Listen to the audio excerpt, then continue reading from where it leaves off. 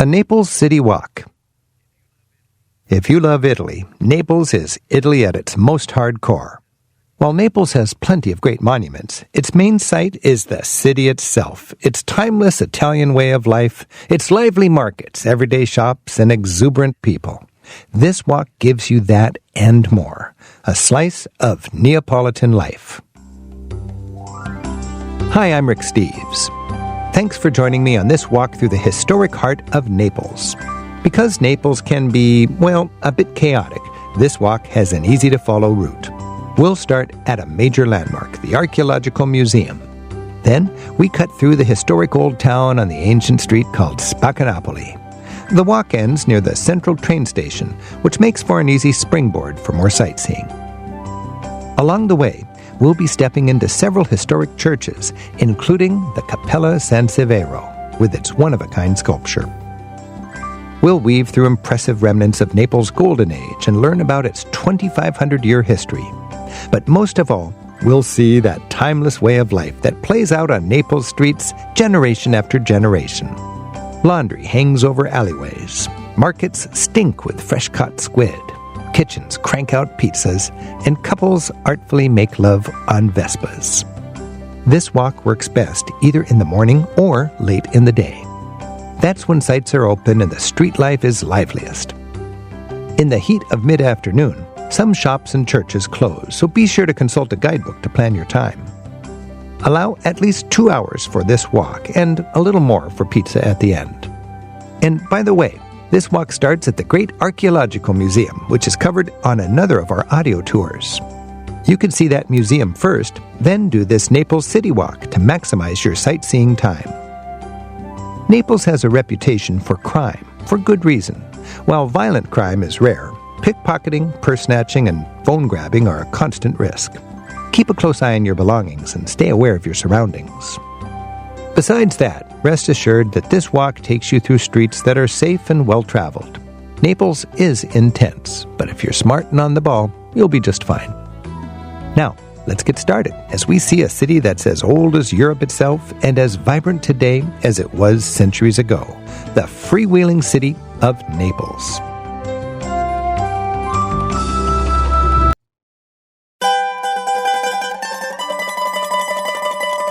The tour begins, the Naples Archaeological Museum.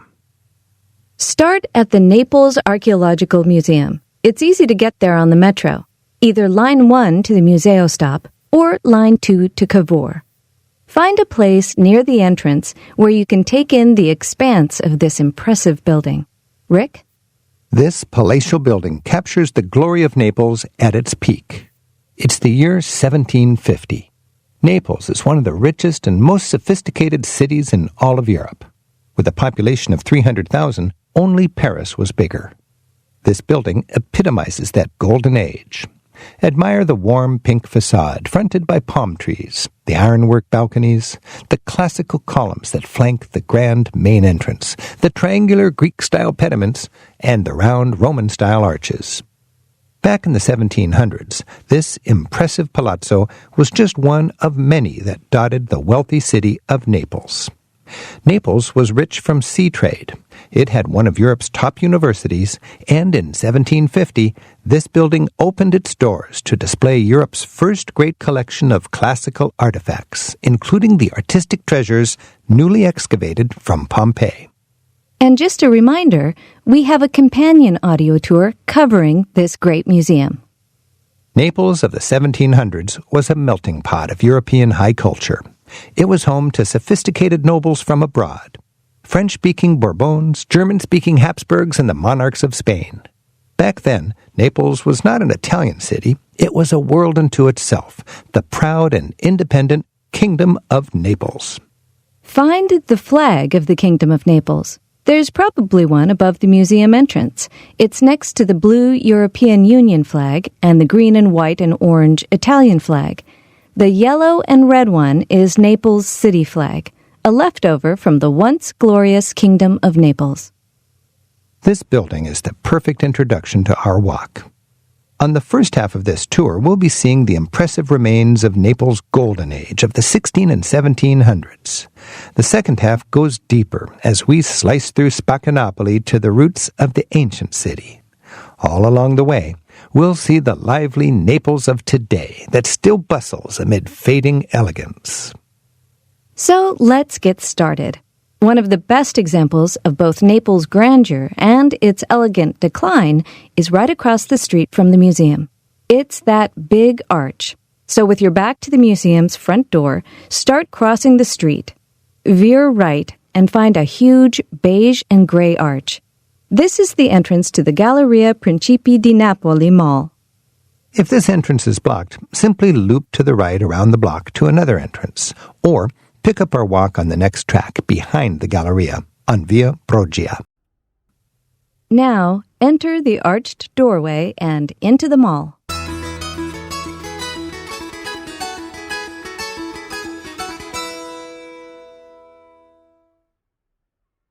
The Galleria di Napoli.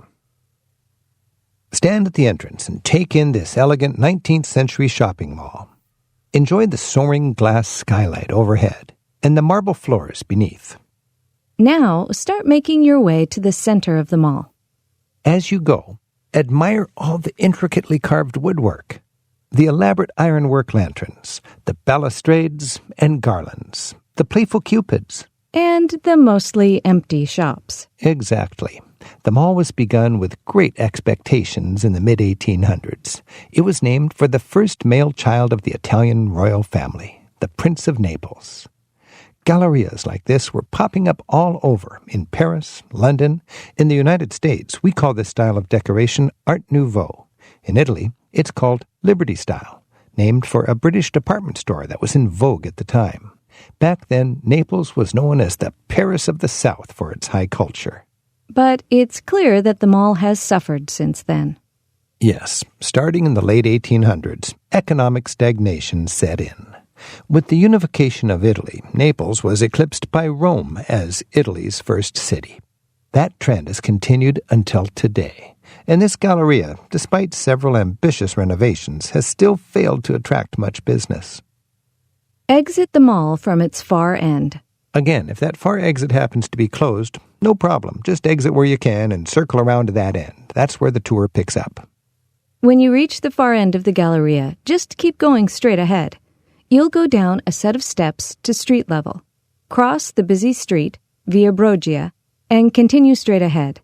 This puts you going gently downhill along a pedestrian-only street called Via Vincenzo Bellini.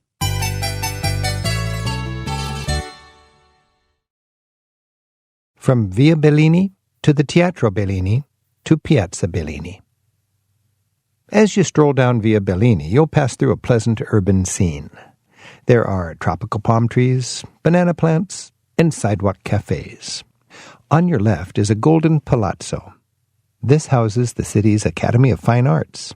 For centuries, university students from all across Europe have come here to study drawing, music, literary criticism, and the latest in graphic design. It's helped make this neighborhood a magnet for students and artists to this day. Keep going to the end of the block, where we'll be turning left. Rick, how did Naples get to be so rich? Locale, locale, locale. With its safe harbor in the center of the Mediterranean, it was always connected to the wider world. Naples was born 2,500 years ago as a Greek colony and a key trading port. Even when the Latin-speaking Romans took over, Naples remained Greek-speaking, highly cultured, and a busy trading center. After Rome fell around the year 500, the city powered on as an independent kingdom. Around 1500, Naples became the crown jewel in a huge Spanish kingdom that stretched across Europe. Naples attracted artists like Caravaggio and Bernini, and composers like Scarlatti. By the 1700s, this neighborhood we're walking through was a center of European culture. When you reach the end of the block, turn left. So that's left on the street called Via Conte di Ruvo. Keep going toward the end of the block. As you walk up Conte di Ruvo, you'll pass by an elegant yellow, white, and gray building on the right. That's Teatro Bellini. It's decorated with statues of composers, Apollo, and the Muses. It's that same fanciful style of the 1800s called the Liberty style. Just a reminder, keep walking past the theater, making your way to the end of the block. Teatro Bellini was a center for a new and exciting art form that Naples helped invent, and that was opera. The theater's named for the groundbreaking composer Vincenzo Bellini. Yes, Vincenzo Bellini, the guy who wrote Norma, the Sleepwalker, and the Capulets and Montagues. Lisa, you are incredible. Well, I Googled it. Bellini studied music here in Naples in the 1820s. He found his first fame here and went on to help launch opera as a global phenomenon. Today, the Teatro Bellini carries on the tradition with both classical and contemporary concerts, as well as cutting-edge plays. And this neighborhood remains a center for Naples' art scene. We're headed toward the neighborhood center. When you reach the end of the block, turn right, onto Via Santa Maria di Costantinopoli. As you make that right turn and head downhill, you'll pass by a church made of sober gray stone. Wave to the Pope up on the facade. This is the 17th century Church of the Sapienza. Across the street, there's yet another impressive church. They're just two of the many architectural wonders along our walk. It's part of what made Naples the final stop on what was called the Grand Tour of Europe. Aristocrats made the pilgrimage here to soak up the grandeur of the buildings, to see an opera, and to schmooze with fellow sophisticates from all across the continent. Up ahead, you'll spill into a piazza. It's one of the oldest spots in Naples, yet today it remains one of the most vibrant.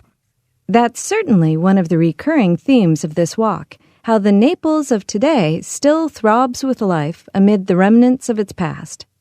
Continue on until the street opens up on the left into a long, narrow piazza. It has a small park with a statue in the center.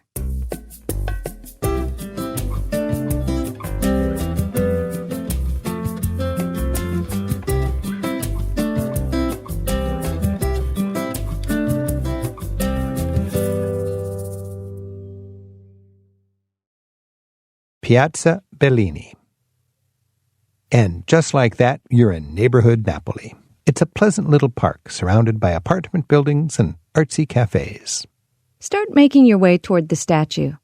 The statue and the square itself honor that opera composer Vincenzo Bellini, who helped invent opera in the early 1800s. But just as interesting is the square itself. It's the neighborhood gathering place. Take a moment and survey the many balconies and the people who use them. These tiny balconies serve as an apartment dweller's backyard in this densely packed city. The apartment blocks were originally noble palaces.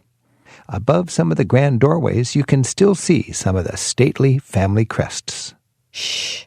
Hear that? Hear what? I don't hear anything. Exactly. We're in the middle of a city of 1 million people, but this square provides a kind of oasis. About all you can hear is the sound of people. Everyday people going about the business of everyday life, just as they have here for centuries. Let's continue on just a few steps past the statue. You'll find a spot where you can peer down into a sunken area below today's street level. You're looking down into the origins of this timeless city 2,500 years ago. You'll see blocks of a local volcanic stone called tufa. These blocks were part of a tower in the old city wall. So we're standing on land that, back then, was right on the western edge of town. From here, ancient people headed into the city down the main street, the Decumanus Maggiore. That's today's Via Tribunale. Back in the 5th century B.C. The time of Socrates and Plato. Yeah, that's when Naples was founded by Greek traders. It was a Greek colony named Neapolis, literally the new city. It stayed a Greek-speaking enclave even after the Romans took over. Neapolitans never fully adopted the Latin language or Roman ways. In fact, it was Naples' Greek culture that made the ancient Romans love the city and want to vacation here. That set the tone for the next 2,000 years. Even when under foreign rule, and that was most of its history, Naples had an independent culture and followed a different path from the rest of Italy. Just think. For 2,500 years, laundry has blown in the breeze right here.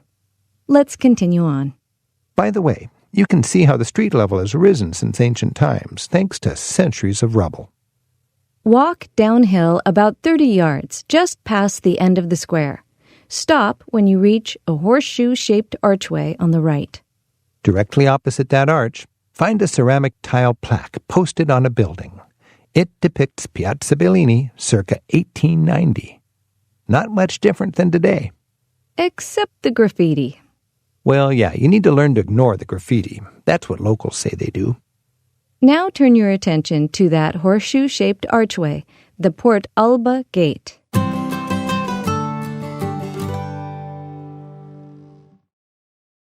The Port Alba Gate and Passageway.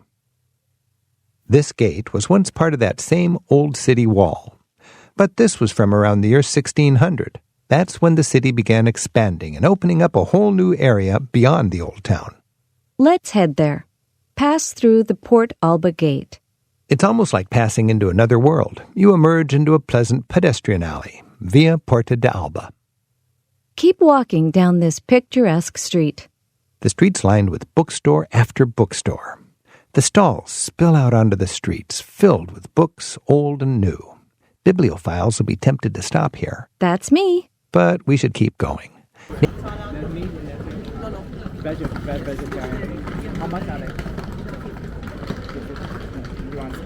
Yeah.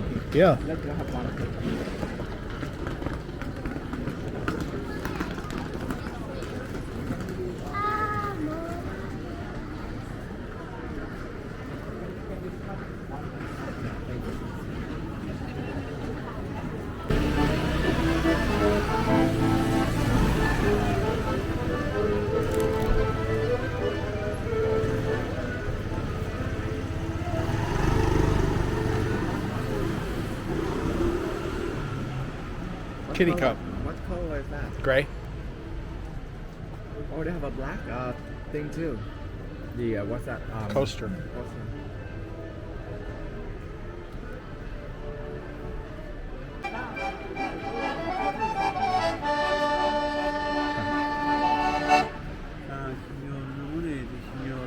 Sorry. Okay, goodbye. Kitty coastal too, right? What? They have kitty coastal too. I see that. Naples students come to this street for textbooks and school supplies. Collectors hunt for rare manuscripts and engravings. It's a very civilized atmosphere. Elsewhere, Naples can be a pretty intense urban jungle.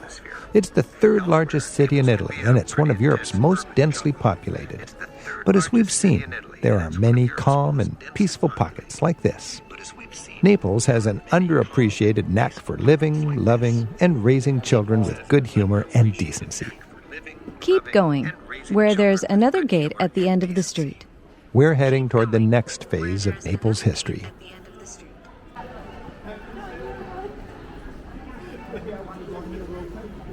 Okay.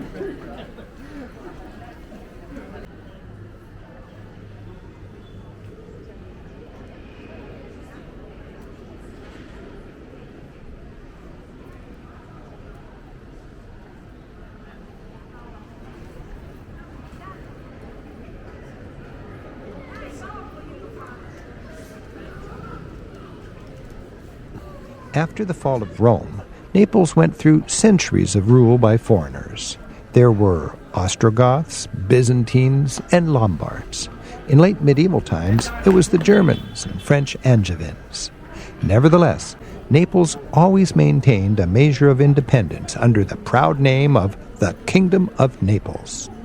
In the 1500s, Naples came under the sway of what was then Europe's greatest power, Spain. Spain was Europe's greatest power? Yes, it was the age of discovery. They were rich with New World gold, and they married into Europe's most powerful dynasties. The Spaniards transformed Naples from a medieval town into a world-class European capital.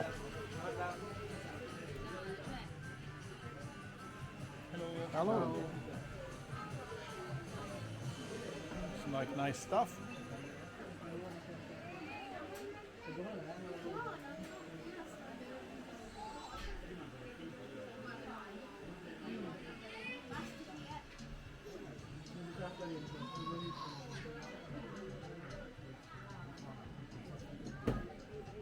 Thank you. Bye. Ciao. Buonasera.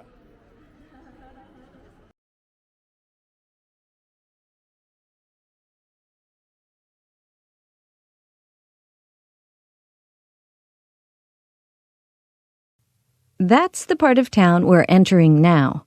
So at the end of the quiet street, pass through the archway. You emerge into a huge square, Piazza Dante.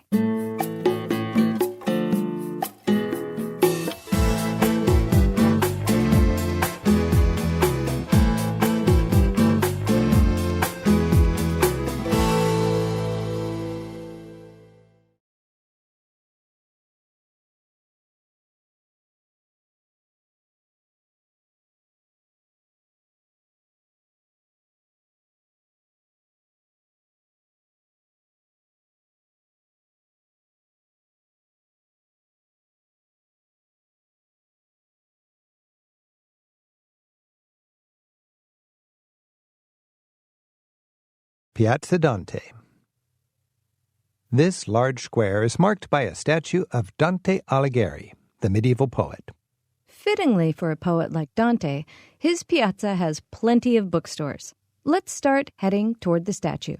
Old Dante looks out over a busy boulevard. This is Via Toledo, named for the Spanish viceroy who ruled Naples and created this boulevard in the 1500s.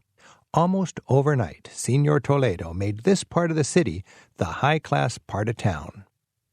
As you keep walking toward the statue of Dante, check out the impressive structure on your left. It's a grandiose orange and gray facade of columns and statues. This was created in the late 1700s to honor the power of the Bourbon monarchy. Wait, the Bourbons? I thought it was the Spanish. Well, it does get complicated. The Spanish rulers intermarried with both the Bourbon of France and the German Habsburgs. Needless to say, whatever the ruler, Naples just kept getting richer. At its peak around 1750, a statue of the King of Naples stood in this square, where Dante stands today. When you reach Dante, pause for a second. Okay, Rick, what's the next phase in the story of Naples? What came next? The French Revolution. After they toppled the monarchy in France, Napoleon invaded Naples and toppled the royals here. The king's statue on the piazza was replaced with the less politically charged figure of Dante. And on the big facade, note the name that was added a few decades later. It says Victor Emmanuel. That was yet another ruler. It's the next twist in the long and winding road of Naples history. We'll continue that in just a bit. Ooh, a teaser. I like it. Let's move on. From the Dante statue, keep angling toward the far corner of the square. You'll pass the glass-walled entrance to a metro station that Dante seems to be gesturing to. This is Line 1, a fairly recent addition that's transforming Naples yet again. Locals rave about this particular underground station. It's filled with striking modern art. But let's keep going to where we meet up with Via Toledo. Today, Piazza Dante is a microcosm of Naples' long history. It's an urban area that was once small, then grand, then chaotic, and is now slowly becoming grand again. The Neapolitan people are survivors. They've had to live under the rule of many corrupt and greedy overlords, German, Norman, French, Austrian, Spanish, Napoleon, and on and on. It's taught Neapolitans how to deal creatively with authority. They came up with their own creative forms of justice, like organized crime.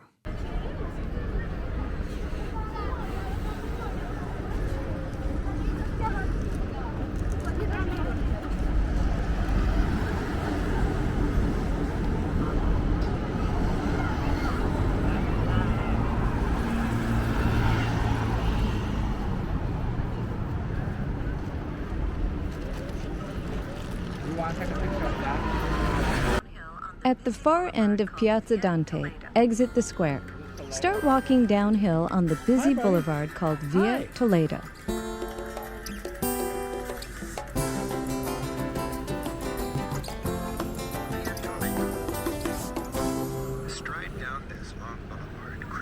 Via Toledo. Stride down this long boulevard, crowded with cars, motorbikes, and people.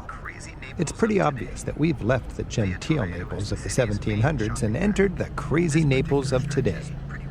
Via Toledo is the city's main shopping drag.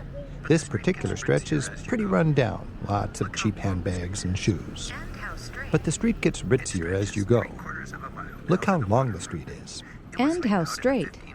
It stretches 3/4 of a mile down to the waterfront. It was laid out in the 1500s as a military road under the Spanish Viceroy, Señor Toledo. Back then, this area was outside the old town walls. Toledo built this road to connect the Spanish military headquarters, that was the museum where we started, with the Royal Palace, down by the bay. Once it was built, this part of town became the trendy neighborhood, where nobles built their palazzos. As you stroll, admire the fine facades. Most have similar features, same height, 5 stories, with uniform shutters and ironwork balconies. It gives the street a pleasant symmetry. The style, first pioneered in the Baroque era, has been adopted by buildings constructed more recently. As you go, peek into a few doorways. There are some lovely atriums inside, which provide a break from the big street.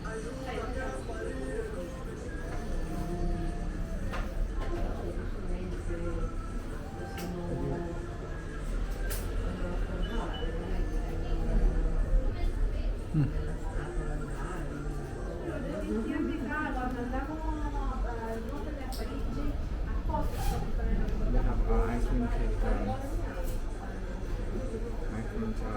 chocolate. Okay.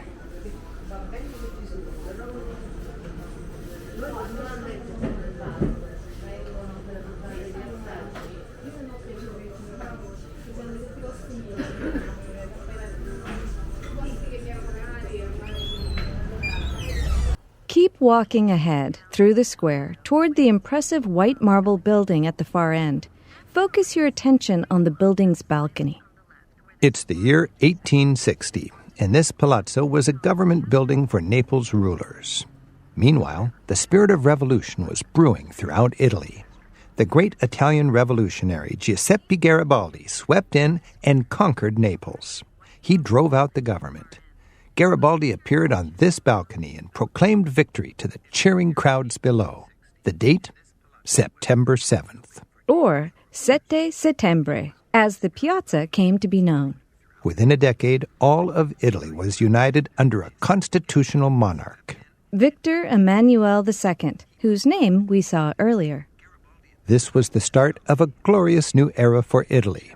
But for Naples, the birth of modern Italy was the end of an era and the start of its decline. Let's continue walking down Via Toledo, one more block, while Rick tells us the rest of the story. Italy was united. The city of Rome, rather than Naples, was declared the new capital. Naples was punished for resisting the revolution.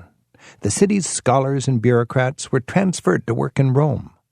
Naples' treasury was confiscated to subsidize the industrial expansion of the north.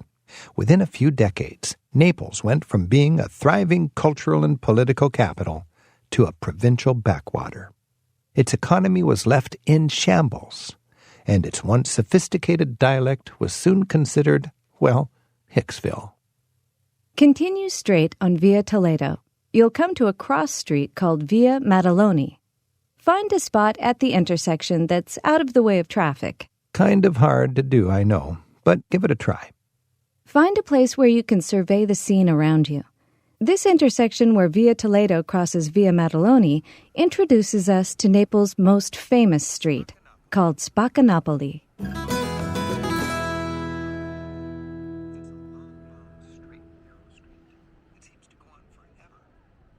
Napoli. Look to the left, down Via Madaloni. It's a long, straight and narrow street. It seems to go on forever. Via Madaloni is the modern name for the ancient street that's better known by its nickname, Napoli. The name Spaccanapoli literally translates as split Naples. Since ancient times, this thin street has bisected the city. The ancients laid out their streets in a perfect grid. There were streets running exactly east-west, like Spaccanapoli, crossed by streets running north-south. Even today, Spaccanapoli is one of the city's main thoroughfares, cutting directly through the heart of downtown. We'll be walking down that stretch of Spaccanapoli later, but for now, turn and look in the exact opposite direction. It's long and straight that way, too.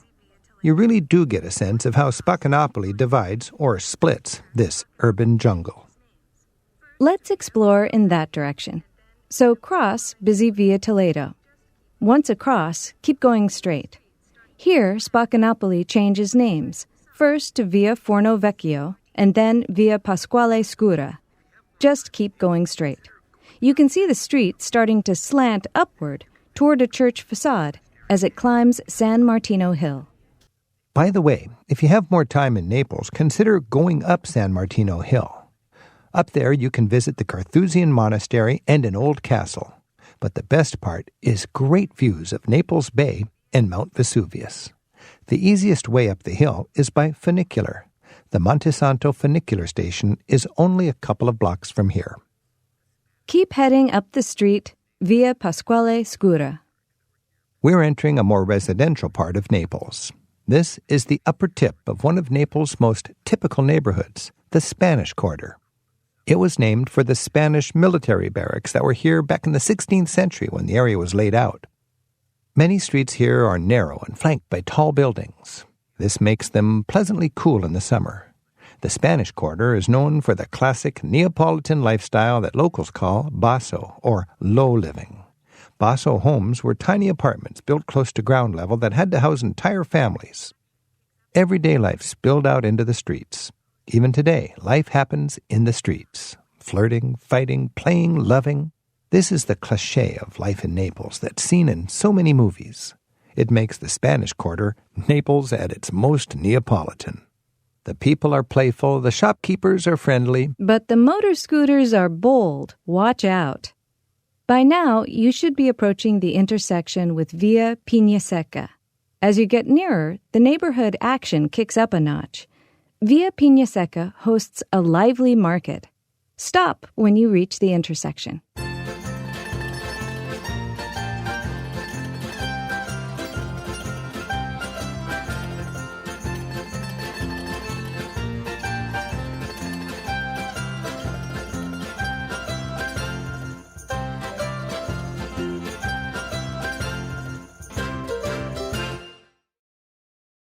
The Via Pina Seca Market. Stand at the intersection and take in the colorful scene. Naples Fish Market squirts and stinks just like it has here for centuries. Now turn left and start heading down Via Pina Seca. Along Via Pina Seca, you'll pass by a variety of vendors. There's fish stalls, tripemongers, butchers, and produce stands. There's stores selling cheap clothes. There's street food vendors. Hungry? Hey, you could always just pop into a grocery store and ask the clerk to make you a sandwich. I like prosciutto and mozzarella. Keep browsing your way down Via Pina Seca. After a long block, the street will spill out back onto good old Via Toledo. As we walk, how about a little music? Here's a selection to get you into the basso way of Neapolitan life. Enjoy the music, and we'll see you in a minute or two at the far end of the street.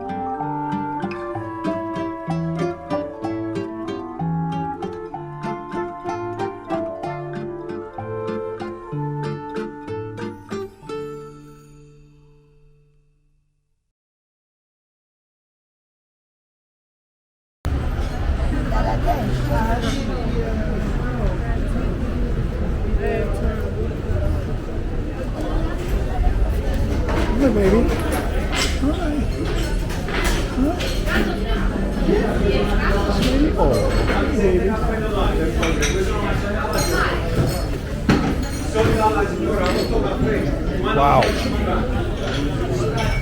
Now we're talking.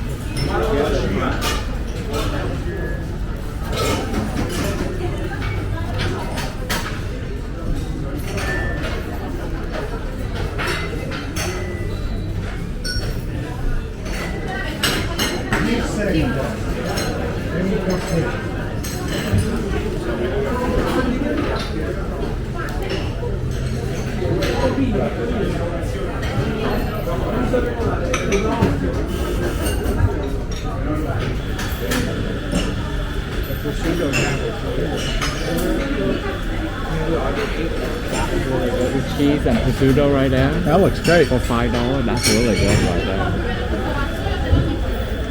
All of this looks nice.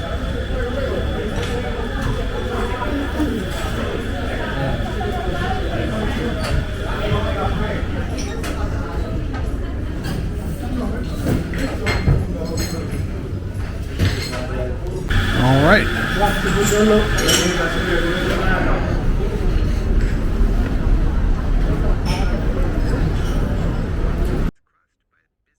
Piazza Carità. This spacious modern square is quite a contrast to the close quarters of Naples' traditional lanes. It's crossed by a busy Via Toledo. If you went downhill on Via Toledo, you'd reach the Piazza del Plebiscito and a cluster of important sites, the Royal Palace, the Galleria Umberto, and views of the bay and Mount Vesuvius. But we're headed straight across the square, so cross Via Toledo. Make your way toward the big modern building across the square. That big building was built in 1938, a time when Italy was dominated by the fascist dictator Benito Mussolini. In fact, it was built for an official visit when Mussolini welcomed Adolf Hitler. The building has the distinct fascist style of the era. Lots of severe stone, a grid-like pattern, very little decoration. It's quite a departure from Naples' traditional style of elegant Baroque palazzos. In the center of the square stands a modern statue. This celebrates a hometown hero named Salvador d'Acchino. He bravely saved 22 of his fellow Italian soldiers who stood up to the fascist. D'Acchino took the fall for their insurrection and was executed in their place. When you reach the big fascist building, turn left. This puts you walking up a short street called Via Morgantini. You may pass police cars parked along here. To the right is the local headquarters for the Carabinieri, a branch of the police. Carabinieri cars are generally black. The regular Italian Polizia cars are blue. Carabinieri uniforms are also black with a distinctive red stripe down the pants. The Carabinieri have a reputation for being a bit thick. Italians just love to tell Carabinieri jokes, kind of like dumb blonde jokes. Hey, Lisa, how do you burn a Carabinieri's ear? I don't know. Call him when he's ironing his pants. Oh, give me another one. Okay. How do you keep a Carabinieri busy? How? Write "see other side" on both sides of a piece of paper. Okay, you want another? Basta. When you reach the T intersection, turn right. You spill into a quiet square with an old stone church.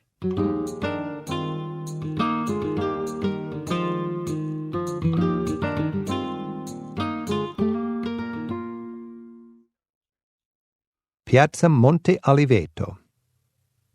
The cute little church is St. Anne of the Lombards. It was built in 1411. That's about all that remains of a once huge convent that sprawled all across this little hill we're standing on. The rest was either torn down or repurposed. Like the Carabinieri office next door. Though the church is nice, we won't be going inside. We have 3 more churches up ahead. And they're better. So start heading downhill through the square. Up ahead is a fountain, topped with a statue. While the city of Rome has lots of gushing fountains, they're not so common here in Naples. This one's a rare example, built in the late 1600s by the Spanish viceroy. Around the base are lions and eagles. At the top stands a statue of the viceroy's boss, Charles II. He was king of both Spain and the Kingdom of Naples. The fountain was quite influential. With its white stone, Baroque scrolls, and verticality, It set the tone for similar monuments we'll see, including one coming up just ahead. Continue past the fountain. Cross the busy street. Once across the street, start climbing the hill. Take the street that angles to the left up Calata Trinità Maggiore.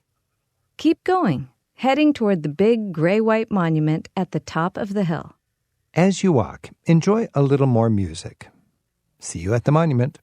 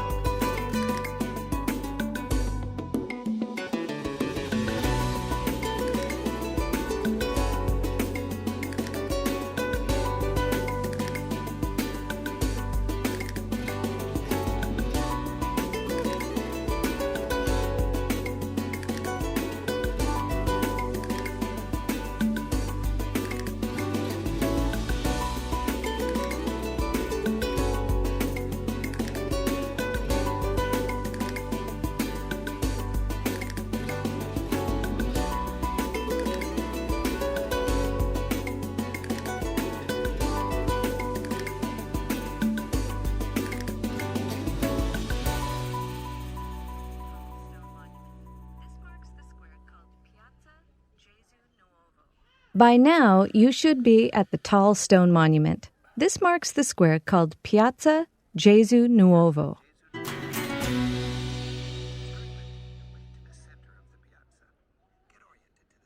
Piazza Jesuit Nuovo. Start by making your way to the center of the piazza. Get oriented to the sights around you. First, there's the big pillar. Next, find the hard-to-miss Jesuit Nuovo Church. It's the building with the waffle iron facade made of pyramid-shaped stones. This daunting facade dates from the 1400s when the building was not a church, but a fortified palace. Now look to the far end of the square. There's another church, the big brick Church of Santa Chiara with its rectangular bell tower. Also on the piazza, there's a tourist information office and a drinking fountain. Finally, slicing through the square from east to west is our old friend, the straight, narrow street called Napoli. Let's see more of these sites. Start with the towering stone monument. It's what's known as a plague column. Its official name is the Galleria dell'Immacolata. The pillar rises nearly 100 feet. It was begun in the 1600s to remember a horrific plague. This is the grandest of several similar obelisks erected in Naples around that time. The pillar is a virtual museum of Baroque sculpture. You'll see scrolls, baby cherubs, balustrades, robed saints, and a spirit of exuberance. And it's all organized neatly into 5 distinct stories. On top stands a statue of Mary, the woman being celebrated by this impressive monument. Around her head, she wears a diadem of stars. She stands on a globe of the earth and a crescent moon, supported by a cloud of cherubs. This is a typical depiction of Mary in her role symbolizing the Immaculate Conception, as the perfect vessel to bear the Christ child. Depending on the time of year you visit, you may see flowers at her feet. Or wilted ones. Every year at Christmas, the Naples Fire Department sends a crew up to honor Mary with a fresh batch. Mary is the protector of Naples. In 1656, the bubonic plague clobbered Naples. More than 1 million people died in and around the city. This pillar was to thank Mary for finally driving the plague off. It's similar to other plague pillars found all around Europe. But by the time this pillar was completed a century later, it had taken on a different purpose.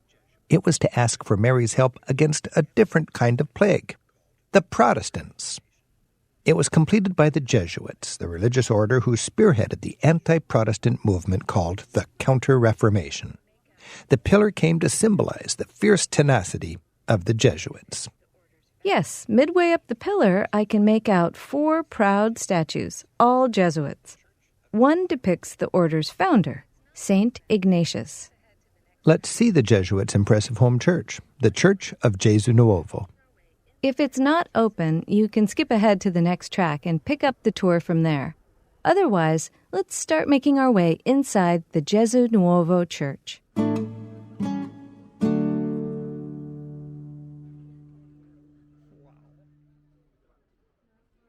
The Church of Jesuit Nuovo.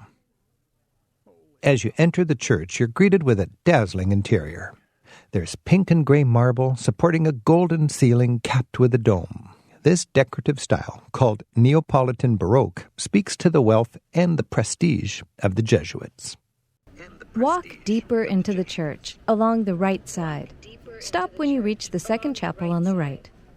This second chapel has a much-adored statue. You'll likely see a steady stream of Neapolitans filing by to pay their respects.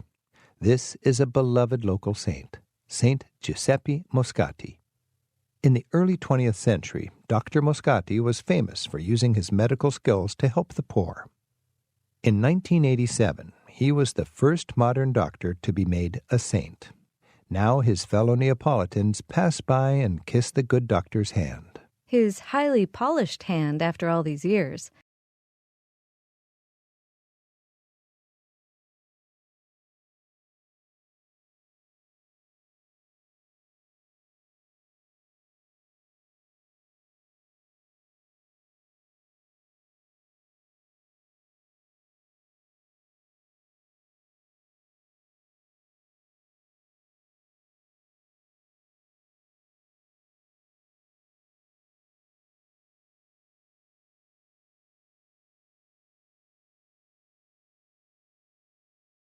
Continue on to the third chapel. From there, enter a room called the Sale Moscati.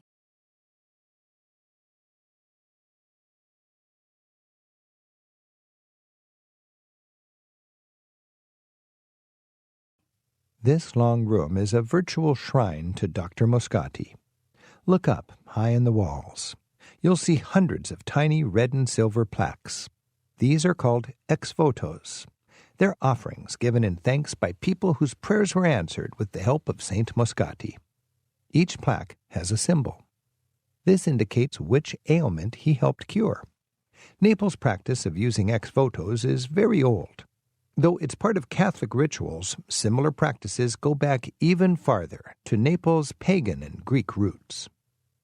There's more Moscati memorabilia on display.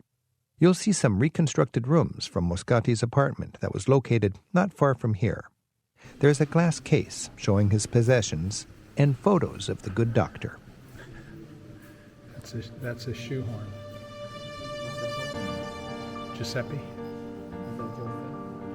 Yeah.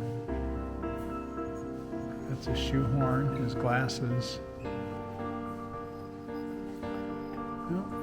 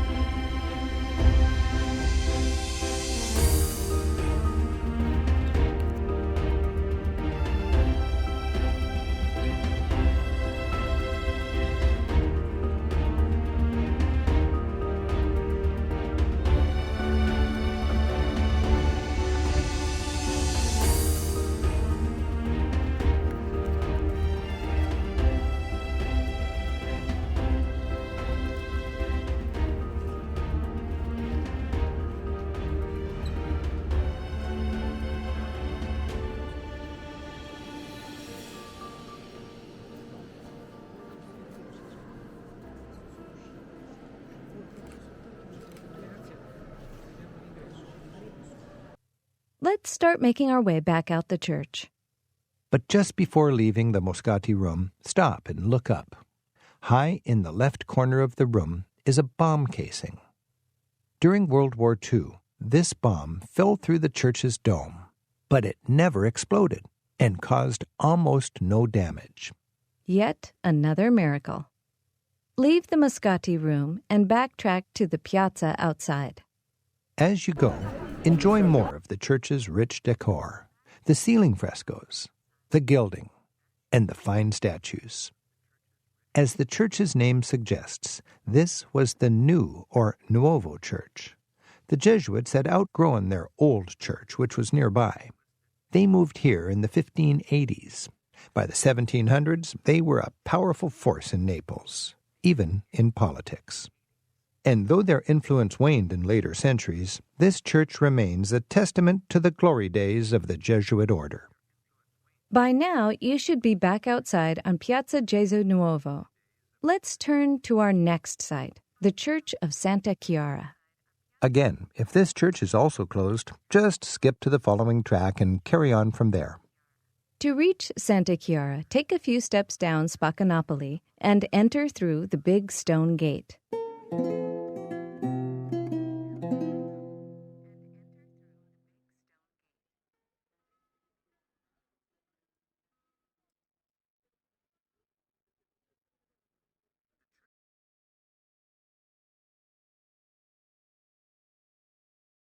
The Church of Santa Chiara. As you enter through the gate, you're passing through the wall that once surrounded this church. Keep going, straight ahead, and enter the church itself. The church was the center of a monastery. It was a huge complex of buildings and gardens where devotees could meditate in peace behind the safety of strong walls. Stepping inside the church, it's a very different experience from the Nuovo church. Where the Jesu was extravagant Baroque, this one is simple, Gothic. Stroll up the nave. Enjoy the peaceful medieval atmosphere. There's glorious stained glass, arched windows, and round rose windows with elaborate tracery. Overhead is a wood beam ceiling. Beneath your feet is a marble floor with a huge inlaid coat of arms. This is yet another royal dynasty that ruled Naples, the Angevins. Keep going to the far end. Santa Chiara dates from the early 1300s, the era of the Angevins from France. The church was built by the man who's buried at the far end, behind the altar. This elaborate, multi-story tomb honors Robert of Anjou, King of Naples. He was known as Robert the Wise, and the tomb shows him high above, seated like Solomon, wisely dispensing justice. During his reign, Robert beautified Naples and made it a major medieval capital. The Angevins brought the architectural style popular in their native France, Gothic. It sure has a peaceful and solemn atmosphere. Very Gothic. The church and monastery were dedicated to the order called the Poor Clares.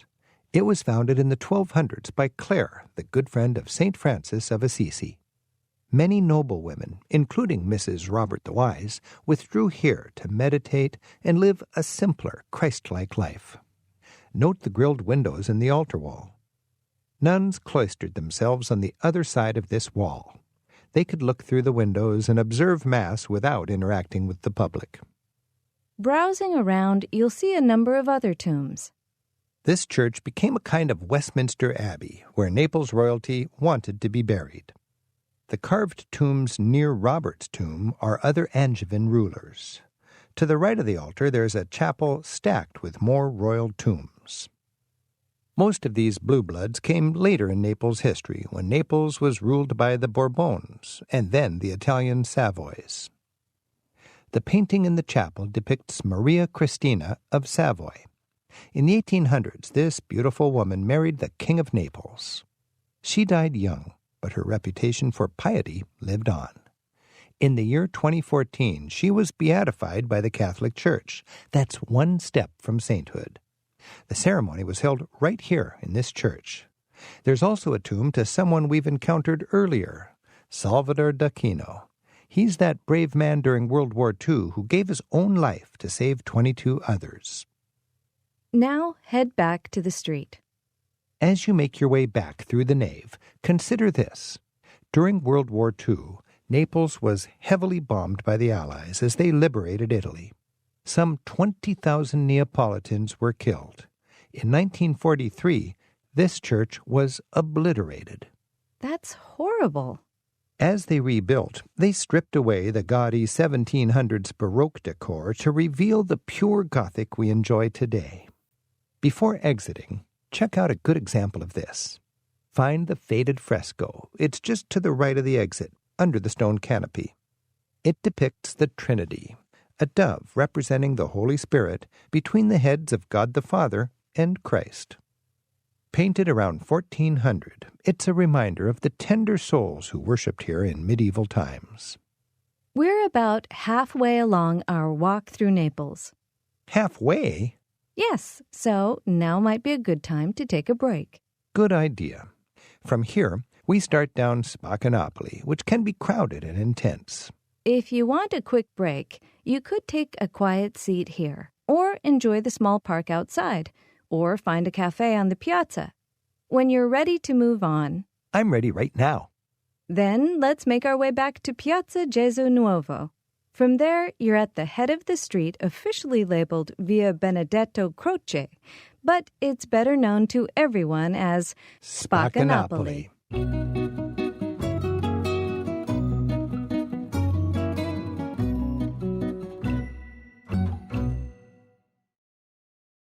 Spaccanapoli, entering the Old Town.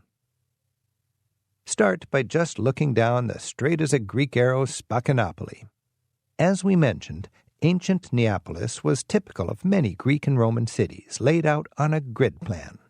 Spaccanapoli was one of 3 east-west thoroughfares called decumanus. They were crossed with north-south streets called the cardis. The whole thing was circled with a wall, creating a town of about 1 square mile. Start walking down Via Benedetto Croce, or Spaccanapoli. We're now entering the confines of ancient Neapolis.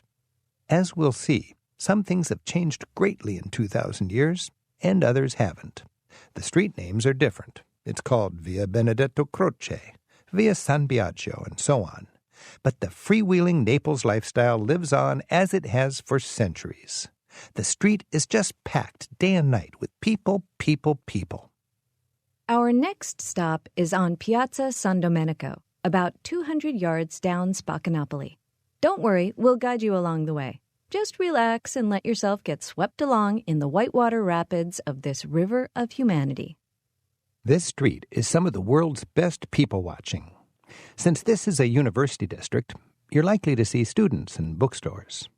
The neighborhood is also famously superstitious, and you may see good luck charms for sale. You'll pass shops selling snack foods, coffee, gifts, souvenirs. It's certainly not a street for functional items. You won't see housewives doing their daily shopping.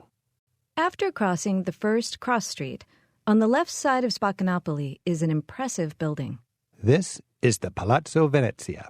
It was the embassy of the Republic of Venice to the Kingdom of Naples, back before the unification of Italy when both were independent powers.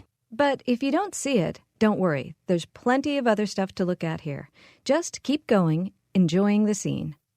You'll pass lots of shops selling local foods. Naples is well known for its unique pastries.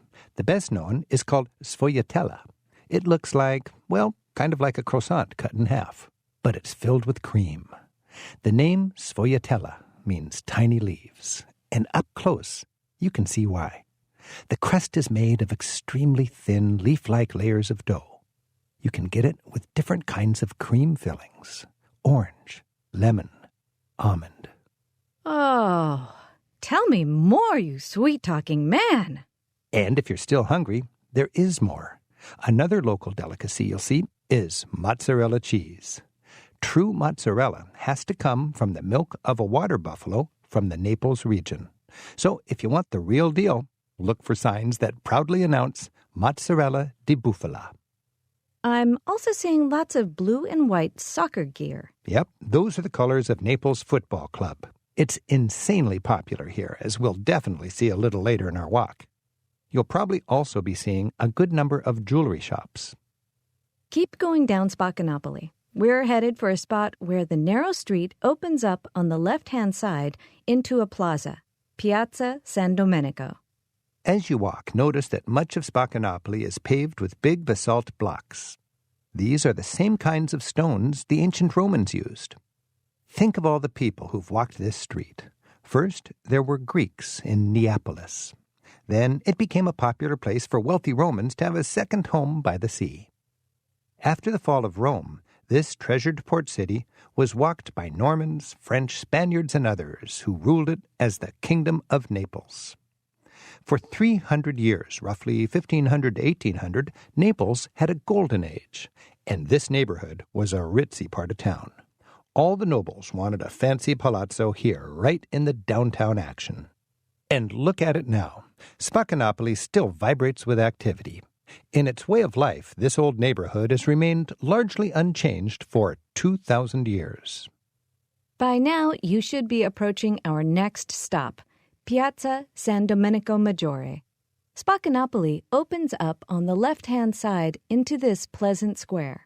It's lined with cafes and anchored by a big white obelisk.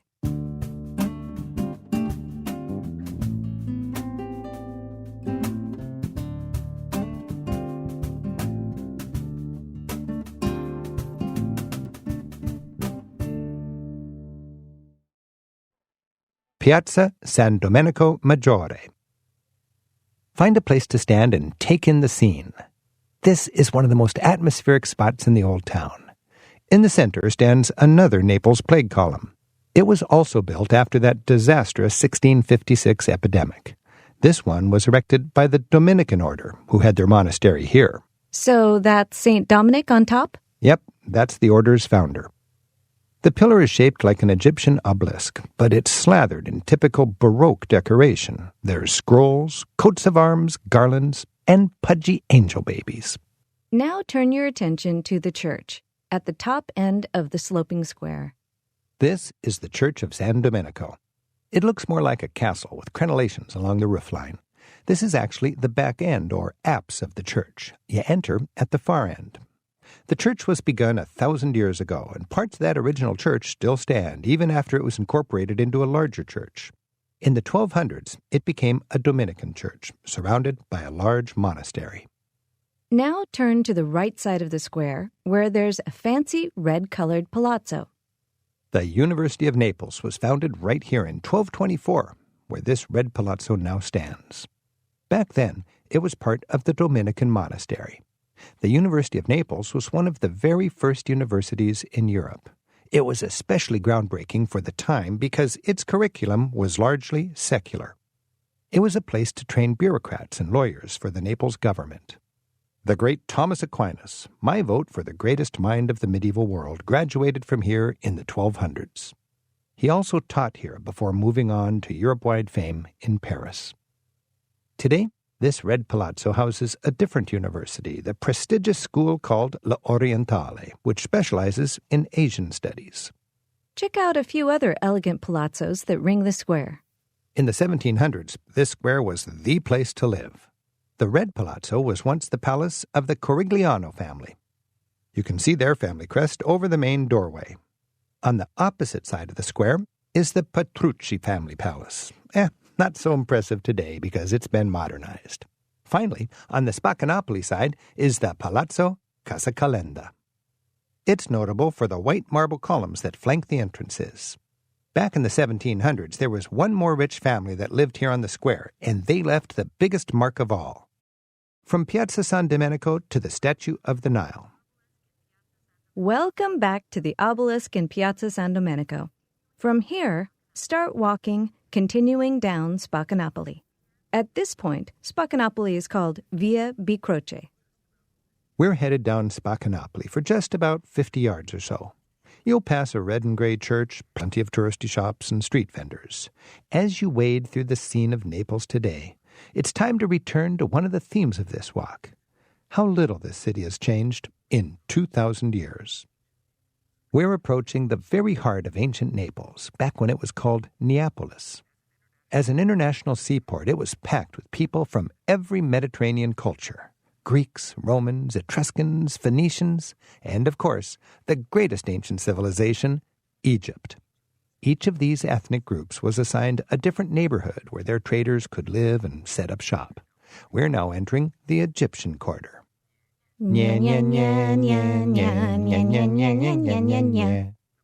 The focal point for the neighborhood was something that would make Egyptian traders feel right at home: a statue of the Nile.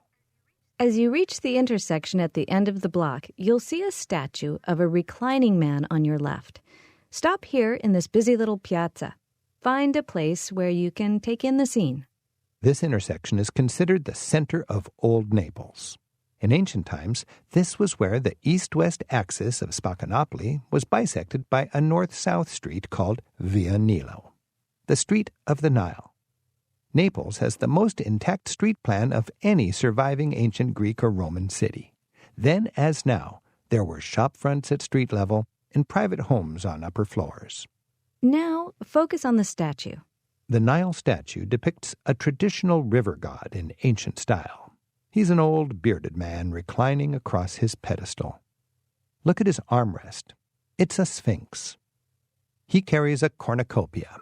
That symbolizes how the waters of the Nile brought abundance to the deserts of Egypt. For 2,000 years, this statue has been an integral part of this neighborhood. It was erected here in ancient Roman times by Egyptian merchants. They copied a statue they knew from their hometown of Alexandria. The statue gave the neighborhood its name, Nilo, or Nile. After ancient times, the statue was lost for several centuries, but the neighborhood still kept its name, Nilo. Just glancing around, I can see the Via Nilo, Piazzetta Nilo, the Nilo Church, and Bar Nilo. In medieval times, the lost statue was found again, but without its head. It was housed nearby in the town hall. Then, in the 1600s, the beloved statue was placed here on this public square. A sculptor was hired to give poor Nilo the head we see today. No one knows whether this bearded head is accurate or not. The plaque on the pedestal says that happened in the year MDCCXXXIV. That would be 34. Yeah. But that's not the end of Mr. Nile's story. In the 1950s, thieves broke off some fragments and made off with the face of the Nile's companion, the Sphinx. Decades later, the Sphinx's face was discovered in far-off Austria. A grassroots campaign rose up here in Naples to restore the much-loved statue. Thousands of shops and locals donated, and in 2014, the newly restored Sphinx statue was unveiled. The importance of this statue to the people who live here can't be underestimated. You can see it in the nickname they've given the statue, Il Corpo di Napoli, the body of Naples. Before we move on, check out the business directly opposite the statue, the Bar Nilo. This bar is an integral part of another vital aspect of local culture, soccer. Inside the bar is a venerated shrine dedicated to Naples' most famous soccer star. You're welcome to peek in, but be warned. If you want to take a photo of the shrine, you need to buy something here. As little as an espresso is fine. But if you don't buy anything and try to take a photo, there's a posted sign that warns that your camera may mysteriously end up damaged. Capiche? The tiny shrine inside is dedicated to football star Diego Maradona. He played for Naples during its heyday in the 1980s. Locals consider soccer almost a religion, and this guy was practically a deity. You'll see his picture surrounded by the sky-blue colors of the Napoli Football Club. This gives them their nickname, the Azzurri, the Blues. You can even see a venerated lock of Diego's hair. And that little vial? It contains teardrops. These were shed by heartbroken fans when Diego moved on to another team. Sadly, we need to move on too. Our next stop is about 100 yards further along. So start walking again down Napoli.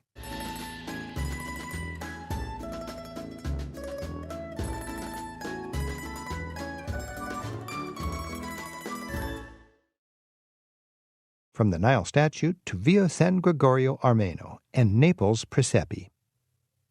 From the Nile statue, our next stop is about 100 yards away. Keep going down Spaccanapoli. We're right in the thick of the street's most typical businesses. By the way, a popular Naples souvenir sold here is the corno. I'm sure you've seen it. The corno is that skinny, twisted red horn. It resembles a chili pepper. It represents abundance and fertility. It comes from two ancient symbols of fertility. It's a cornucopia, a horn of plenty. Like the Nile statue had. And it's also a phallic symbol, turned upside down. Like in ancient Pompeii, where people put phallic symbols in their homes as good luck charms.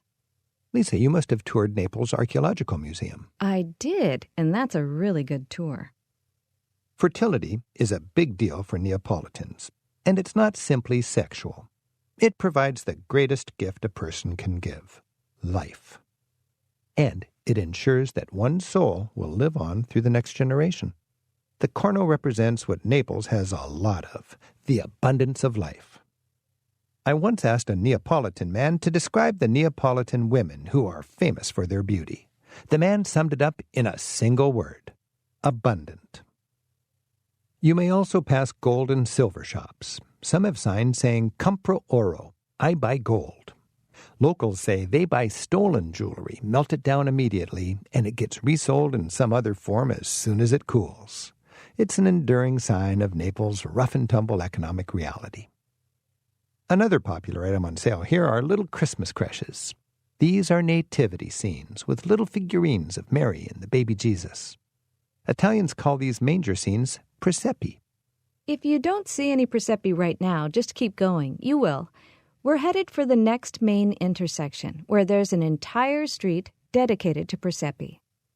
At Christmas time, most Italian families have a small creche in their home.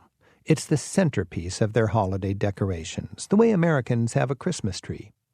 As Christmas approaches, every day they add another figure to the scene. Shepherds, wise men, Joseph, Mary. The anticipation builds until finally the baby Jesus makes his grand appearance on Christmas Eve. By now, you should be getting close to our next stop. Spaccanapoli will widen up a bit on the left into a tiny square. It's at the intersection with Via San Gregorio Armeno. The little lane stretches to the left uphill. Pause here for a while. This little street, Via San Gregorio Armeno, is a little bit of Christmas all year long. Italians flock here to buy presepi and figurines. It's like how Americans are always keeping an eye out for Christmas tree ornaments. Start making your way up Via San Gregorio Armeno. Stroll uphill toward the fanciful pink tower that arches over the street. The street's lined with stall after stall after stall. They're selling presepi, cornos, and lots of other typical Neapolitan souvenirs. Some of it's pretty kitschy, but you'll also find some of Naples' most distinctive local crafts. Enjoy exploring.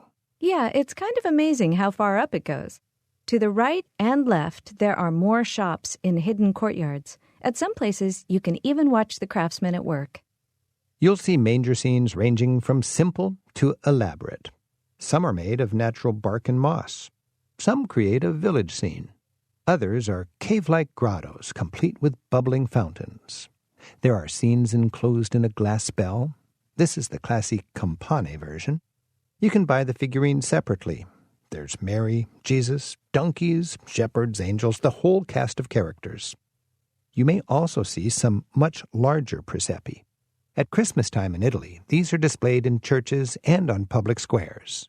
For Italian families, it's a holiday ritual. They make a Christmas outing together, going church to church, checking the presepi out on their evening passeggiata. If you'd like to explore more shops along this pleasant street, you could always pause the audio tour. Otherwise, let's start backtracking to Spaccanapoli. You'll also see lots of other kinds of figurines on sale. There are popes and beloved saints. There's Pulcinella. He's the guy in the white clown costume with the black mask. For centuries, Pulcinella has represented the plain-spoken Neapolitan everyman. You'll also see jokey contemporary figurines. Neapolitans love these caricatures of their local politicians, soccer stars, and other celebrities. And yes, they sometimes put these into their manger scenes, just to amuse their friends. Our tour continues back at Spaccanapoli, where we'll pick it up on the next track. See you there.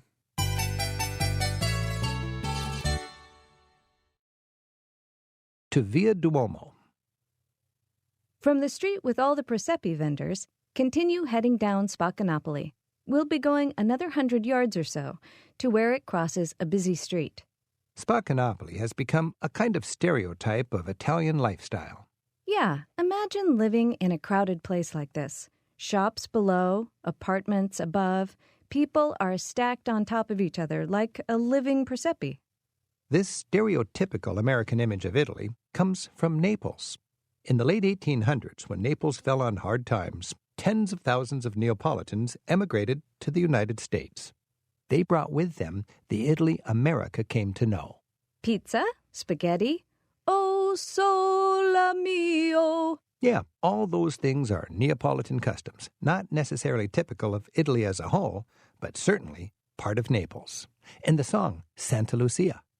Santa Lucia, Santa Lucia.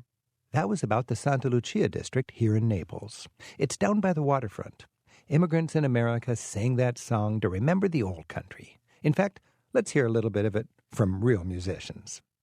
Keep walking down Spaccanapoli, enjoying the music. We'll be stopping when we reach the busy cross street. You can't miss it. It's the one with actual car traffic.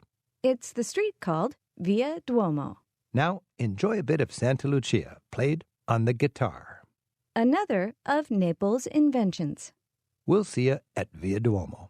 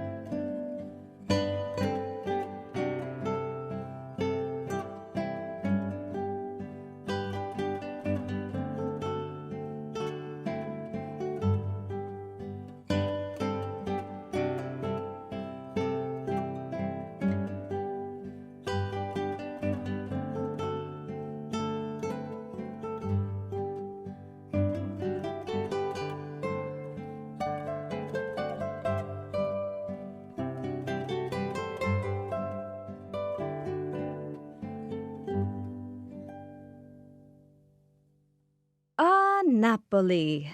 By now, you should be approaching the busy cross street called Via Duomo. It's named for Naples' Duomo, or cathedral, which is just a few blocks to the left. But our walk continues straight ahead, on to the home stretch of Spaccanapoli.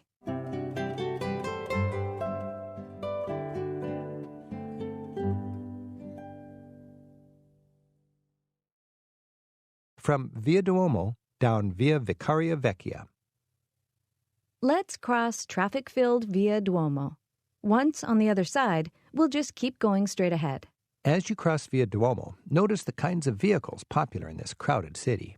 They're tiny, lots of motor scooters, beat-up Fiats, Ford Fiestas, and smart cars. If Italy has a reputation for crazy drivers, Naples is the gold standard. Once across the busy street, And cross carefully. keep going straight on Spaccanapoli. At this point, Spaccanapoli is called Via Vicaria Vecchia. Here, the main sight is just the vibrant street life. As we go, it gets grittier and less touristy. You'll find fewer cafes, crafts, and jewelry stores, and more pantyhose, shampoo, and toilet paper. There are more practical items, things like groceries and household appliances for the people who actually live here. It's not glamorous, but this is kind of what you come to Naples for, right? The rhythm of everyday street life. Exactly. There's more graffiti. You'll pass tiny religious shrines. People hang their laundry from balconies. Shop owners spill their wares out into the street. The area is said to be a center of the Camorra. That's the organized crime family here in Naples, the local version of the mafia, which is from Sicily.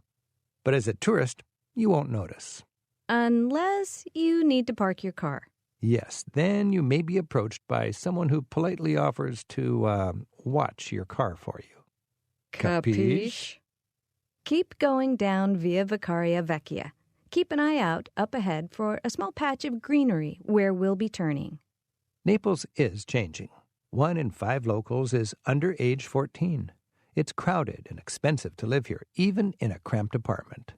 Many flee to the sanity of the suburbs, but others choose to remain right here where the action is. They pay for the privilege of basso living. And that's what we see today. Just one more page in the 2,000-year-old story of a city. By now, you should be nearing a tiny park, a triangular patch of greenery. By the way, this park marks the center of one of the most colorful districts in Naples. It's a great place to just pause the audio tour and explore. Otherwise, we're moving on. At the triangular park, there's a fork in the road. Take the fork angling to the right. This puts you on Via Forcella. As we angle downhill on Via Forcella, we're nearing the end of our walk. Let's review the story of Naples. Naples got its start 2,500 years ago as Neapolis, a thriving port town for Greece and Rome. After ancient Rome fell, Naples spent 1,000 years under foreign rule as the Kingdom of Naples. Around 1500, Spain acquired Naples, ushering in 3 centuries of a golden age. Naples was one of the great cities on earth, a cosmopolitan mix of Spanish nobles, German Habsburgs, and French Bourbon. But as Europe industrialized, Naples languished. Napoleon conquered the city. And when Italy united in 1870, Rome became the premier city.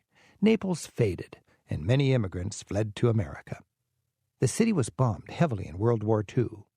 After the war, the economic recovery of the North never trickled south, and Naples remained backward, under the thumb of the Camorra. The good news, that very lack of development, has preserved a proud and independent way of life that dates back centuries. The street spills out into a spacious square, Piazza Vincenzo Calenda. Turn right. As you turn right, after just a few steps, you'll find a small circular fence.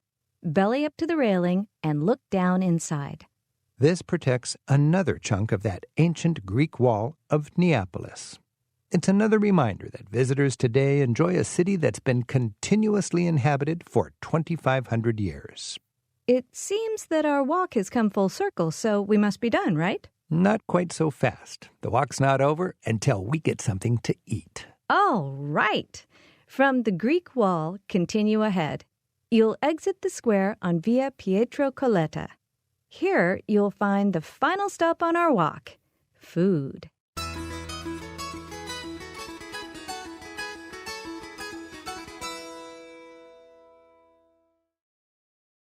Some typical Neapolitan eateries. You'll find 3 classic eateries along Via Pietro Colletta. First up is at number 41, the Polo Nord Gelateria. Step into the North Pole, the oldest gelateria in Naples. 4 generations of a single family have worked here since it opened in 1931. Before you order, sample a few flavors. If I must. I like the flavor called Bacio, or Kiss. It's a combination of chocolate and hazelnut. Delizioso. And like all of Polo Nord's gelatos, it's made fresh daily. Okay, let's move on. Are you kidding? You can always come back. We're just going to the end of the block. Then you're free to graze wherever you like. All right. Let's continue a few more steps down Via Pietro Colletta. On the left side of the street is Pizzeria Trianon da Ciro. Trianon has been serving up pizza hot and fast for almost a century. Naples is the birthplace of pizza. Naples-style pizza uses fresh dough, so the crust is soft and chewy. As opposed to Roman style, which is thin and crispy. The classic Naples pizza is topped with only mozzarella and tomatoes. And it has to be cooked in a traditional wood-burning oven. Trianon is old, but the oldest pizzeria of all is a half block farther. Continue a few steps farther. When you reach the fork, look to the right to find Antica Pizzeria da Michele. Some say this restaurant, Da Michele, is where pizza was born. A disclaimer. Various breads with toppings have been eaten since the beginning of time, but it was in Naples in the late 1800s that pizza as we know it debuted. From here, it spread to the rest of Italy and beyond. Some say it originated right here at McKelly's. Judging by the lines it often has outside the door, it's certainly famous. McKelly's has pizza for purists. It serves just two classic varieties. There's marinara, topped with tomato sauce, oregano, and garlic, with no cheese. The other is pizza margherita. This was supposedly invented for Margaret, the Queen of Italy. It comes with the three patriotic colors of the Italian flag: red, The tomato sauce, white, mozzarella cheese, and green. garnished with a sprig of basil. Viva l'Italia! Choose your pizza place, McKelly's or Trianon. McKelly's is more famous, but Trianon is usually less crowded, and it's got an upstairs with air conditioning. At either place, even if you don't eat, at least step inside and watch the pizza artists in action. Nearby, there are plenty of other eateries that have popped up to catch the tourist overflow. Our walk is over. From here, it's easy to return to Central Station. Just continue straight ahead, downhill 1 block, until you hit the Grand Boulevard Corso Umberto I. From there, turn left, and it's a straight 15-minute walk to Central Station.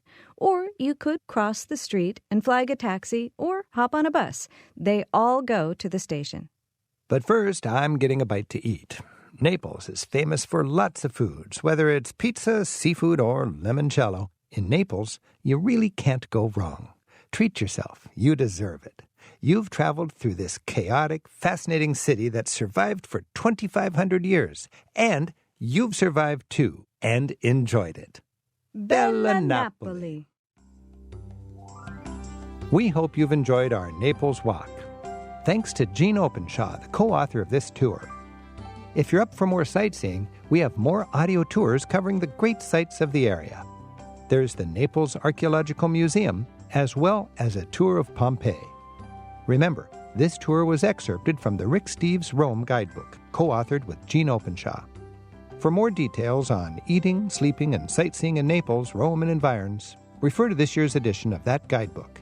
For more free audio tours and podcasts, and for information about our TV shows, bus tours, and travel gear, visit our website at ricksteves.com. This tour was produced by Cedar House Audio Productions. Grazie. Arrivederci. And Buon viaggio.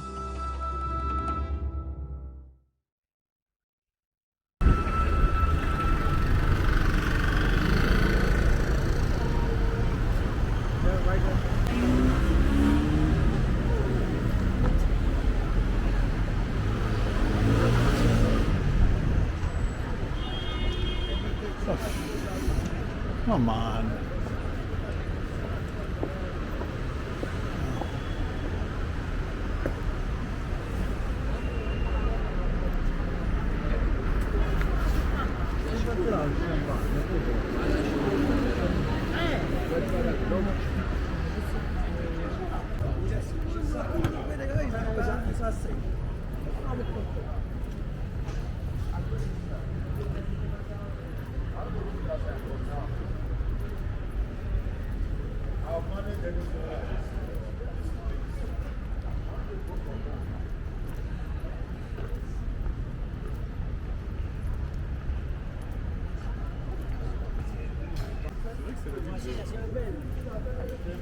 Ciao, buonasera. So,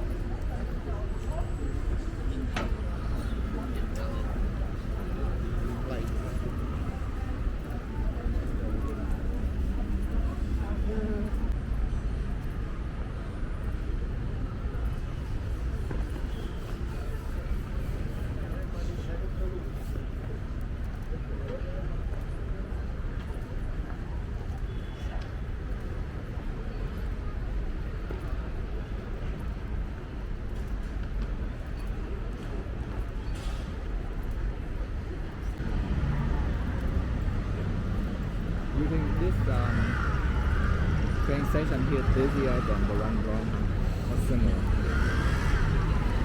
It's not as big.